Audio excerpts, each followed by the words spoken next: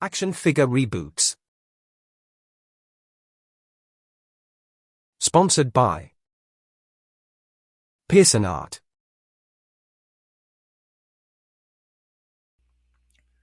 Hello, and welcome back. Today we're looking at a Figures Inc. or CTVT Two-Face. It was released in 2017 as part of an overall Mego reproduction set.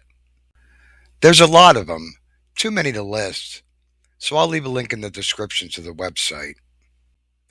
I've always been a fan of this character, so I was kind of excited about the prospect of putting one of these together.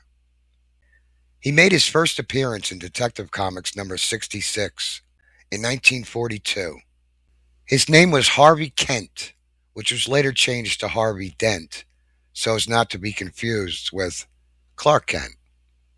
He was a young, handsome, honest DA working the mean streets of Gotham, and had just started the prosecution of Boss Maroney.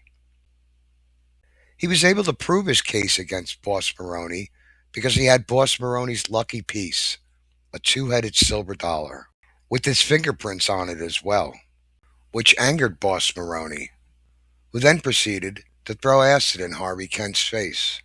But Harvey Kent deflected it with his hand, so the acid only affected one side, and his fate was sealed. Batman tried to help him out, but the one doctor who could perform the plastic surgery that could help Harvey was captured by the Germans and was in a concentration camp.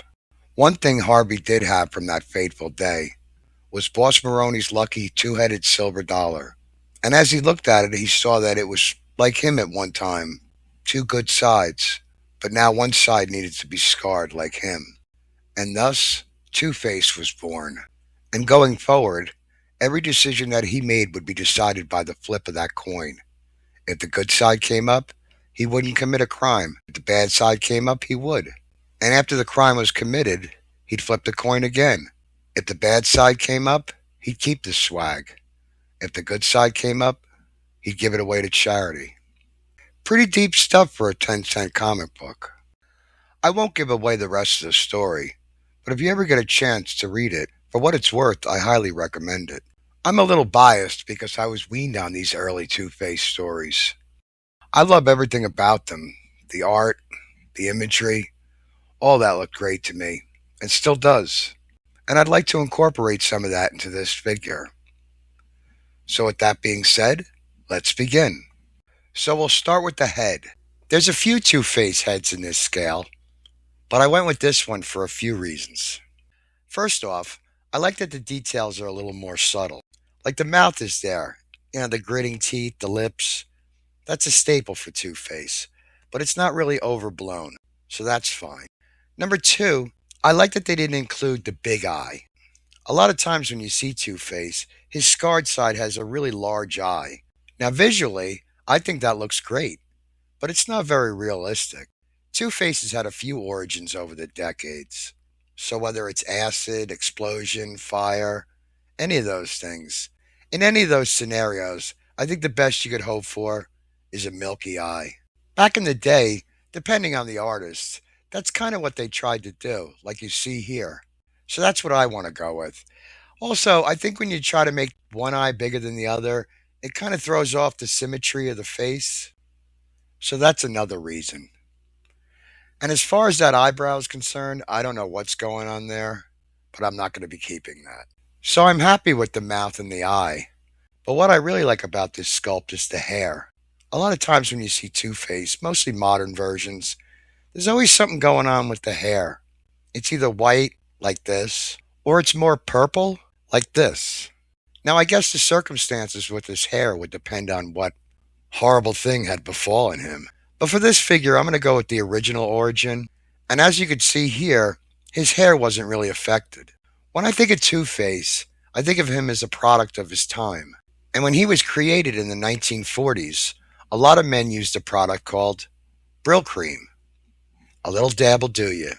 So I think what Two-Face's thing might have been is to have his good side with slick back hair all neat and trim, and his bad side to be unkempt, kind of like a bedhead. So with these things in mind, I took this head and I modified it just a little bit, and this is what I came up with. I like the way this came out. I was really happy with this. I tried to do it a little bit more modern, but I still wanted to keep that vintage feel. Now, I don't think they would have made this figure back in the 70s, but that's kind of the look that I'm going for. So that's the head. Now we need the body. For that, I'm going to go with this. This is a standard Mego Type 2 body. For the tie, I'm going to go with this. This is a bow tie from CTVT.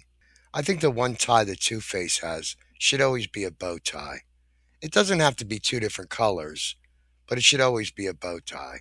For the suit, I'm going to go with this. This is a Mattel retro action figure of Two-Face. This came out about 2008, 2009. I'm really not sure. These were an attempt for Mattel to put together figures kind of old school, kind of a throwback to Mego figures. I remember that they didn't really do very well, probably because the bodies weren't really that great. I didn't get the figure, but somebody on eBay was selling just the suit, so I wanted to try that out. What I liked about it was that the colors kind of matched up with the original story, but I did want to make a couple changes to it. Like the bow tie, Two-Face's suit should always be double-breasted. Another one of his idiosyncrasies is that everything has to revolve around the number 2. So I got rid of the pockets, and I moved the snap over. Then I changed out the buttons to smaller ones and made it so it would look more like a double-breasted suit. For the shoes, I'm going to use the ones that came with the suit. I kind of like these because they're Mattel's version of Mego's shoes. Even if I didn't have these, I probably would have used a reproduction pair. I like that it gives it a vintage touch. This was always a pretty cool look, the double guns. So I got a pair of gripper hands and a revolver set and put these together. I like the way these came out. The one thing from this suit that I'm not going to use is the shirt. I found that the jacket actually fit better without it. So in lieu of a shirt, I'm going to use this white chest. You really don't see much of the shirt anyway, and I think this will be a much better look. Okay, so we got all the parts. Let's put it together and see what we got. All right, I'm happy with this. I like the way this came out. I think the suit looks great. And the guns, too. And you gotta love those shoes. I really like the way this suit looks.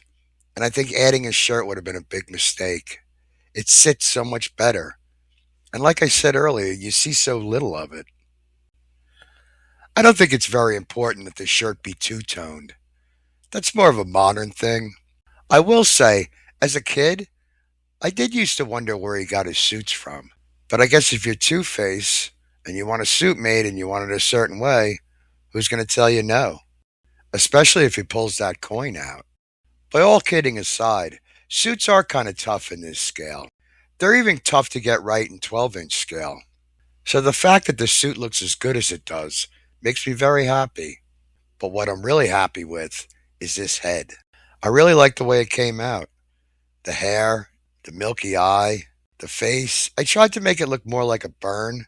I didn't really want to do it in green or gray. I kind of was on the fence about purple, but the head didn't look enough like Tommy Lee Jones for me to be able to pull that off. But that's okay. I like this just fine. This was a lot of fun to put together, and I'm glad to add it to my collection.